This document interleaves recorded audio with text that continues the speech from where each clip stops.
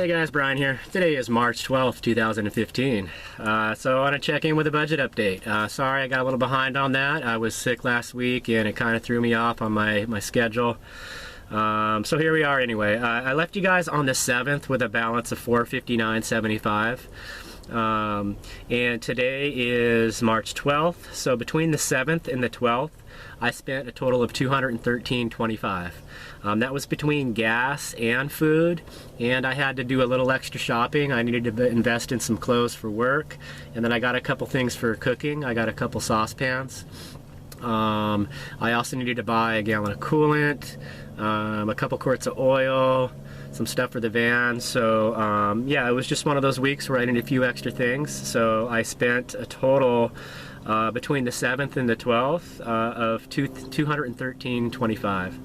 And the week before that, I had spent only $165.25. So obviously that second week there was just some other added expenses that I needed. So that's just the way it kind of goes. That's why I wanted to do this over like a period of a whole month, just to kind of get a good average. So that basically leaves me now today with $246.50. I feel like I could have saved a little more.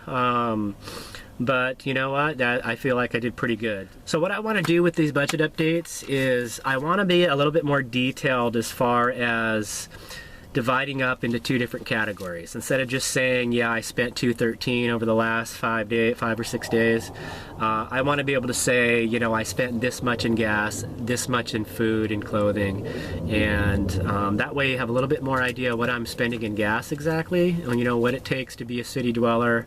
You just kind of moving around, bouncing around day to day, and of course what it takes to survive, food and clothing and that. So I think that'll help me, and I think it'll help anyone else out there that's trying to get an idea of what kind of money it takes to survive in a city, van dwelling, gas-wise. And of course I'll make a note if there's any extra trips I take for any added gas expenses. So alright guys, so we're back in the van here, and you know, I just wanted to talk a little bit about van dwelling in general. You know, I live in a very small space here. I do feel like I have everything I really need. You know, and I think one of the big things with van dwelling, as opposed to people that are interested in like full-time RV living, is, you know, with the RV, generally in the RV you have a bathroom, shower, and you know, that's really kind of the main thing, the toilet and the shower. For a lot of people, that's, you know, having to look outside of your own dwelling for those two needs is a big problem. For somebody like me, so far I've found that it's not an issue at all, because when I'm in a city, I have my gym membership, so I have a place to shower, and I'm also in a city, and there are places everywhere to use the bathroom. So those two things are really covered. I think the big issue is that, you know, when you're sitting in the comfort of your own home, like I do, I sit in the comfort of my own home. The only difference is when I have to use the bathroom, I have to walk a little distance outside of my own dwelling to use a public restroom. And from my experience, you know, it's not a big deal for me. You know, initially it was a little hurdle to get over, just the inconvenience that it seemed to have to get up from my own comfort of laying down, reading a book or whatever, and have to go walk to a bathroom to use it. But what I've kind of evolved to now is that I enjoy that. I enjoy having to get up and go for a walk to use the restroom. I'm outside of my own little comfort zone, and it just kind of gives me a little break to check myself and see where I am, you know, and what, you know, you get so, even in the van, it's still a dwelling, you know, it's like this little capsule, and, you know, being in here, watching YouTube videos on my phone, or just editing videos on my laptop, or whatever I'm doing, you kind of really, that's the beauty of a dwelling, is that you can kind of forget about what's going on around you, because what's going on around you can sometimes add stress, sometimes add fear, discomfort, and you know, those are things you experience even in your own neighborhood when you have a house. If there's a ruckus going out in the streets, someone's, squealing their tires and making a noise, or, there's all sorts of scenarios where even when you're in a house, the things that occur outside of your dwelling can cause discomfort. And, that's the same thing that happens in a van. When I'm in my day camp spots, if I'm parked in parking lots or wherever I am, yeah, for the most part it's peaceful, but every now and then there's things that go on that tend to cause a little discomfort. What's going on here? What is this noise? Why did this guy with his loud music have to pull up right next to me when there's 100 other spots, in this bit? So, stuff like that. But it's really minimal and very comparable to this type of stuff that I still experienced when I had an apartment or was renting somewhere.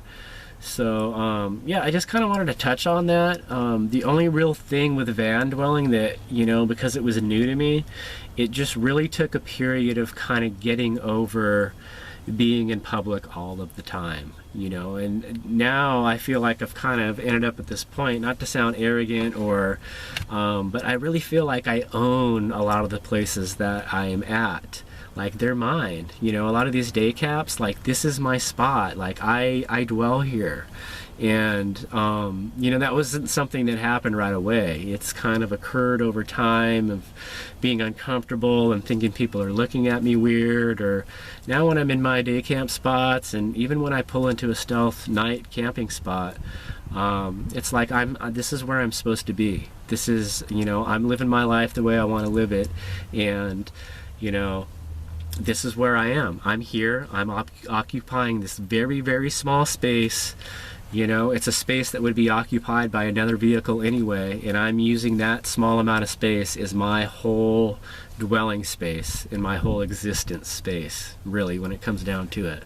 Like, and these are the things that I really, when I'm in a day camp spot and I'm sitting in my chair outside the van and just listen to the birds chirp and really just kind of connecting with nature, those are the kind of things that are going through my mind. Like, man, I'm very, very fortunate to have adapted to this lifestyle, and that's really what it's come down to me, because I talk to a lot of people about the van dwelling lifestyle or even full-time RVing, and it's something that a lot of people just think that they can never ever do. And there was a long time where I thought I wasn't capable of it, and here I am doing this in the very minimalistic of circumstances in this very small living space. Granted, I made it as comfortable as possible. Like, I'm doing this. I'm living out something that I didn't in the past think was possible, and to me that's a huge feat. That's something very, very great and special. So I live this lifestyle with pride.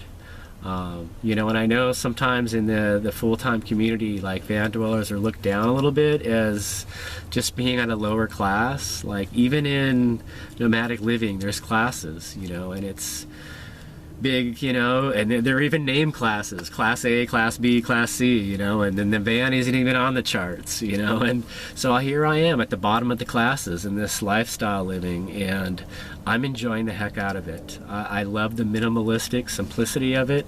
It's very hassle-free, and I'm really able to focus on what's important to me. And if I don't know what's important to me, it gives me the time to really seek that out. And that's truly been the gift of this lifestyle for me. So I don't want to go on like I'm preaching, guys, but this is just something that's really, important to me. And obviously it is my life. So I just want to share to people out there that are, either considering this lifestyle or thinking that, you really need to go as big as possible. And for me, my advice would be is to start out as small as possible and step up from there. Because you can always do that, and it's a huge investment to start big and then always be able to step down with ease. But if you start at the bottom, you can keep saving and prepare for the, if it does come up that you think you need to go bigger, you've got that savings because you've been living so minimalistically.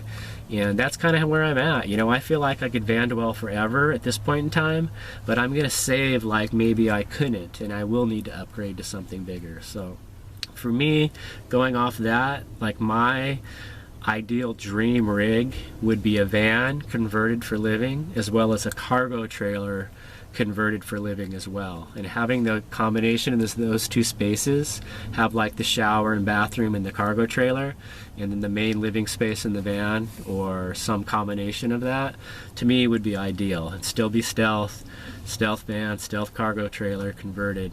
You know, that's just a little insight on what I think about for me in the future. It's still very simple, but just a little bit more additional space by towing a trailer. So that's enough rambling for now, guys. I've been kind of going on for a little bit. I've just kind of felt a little bit of passion about this subject, so I thought I'd share it while I had it. So I will definitely check back in with you later, guys.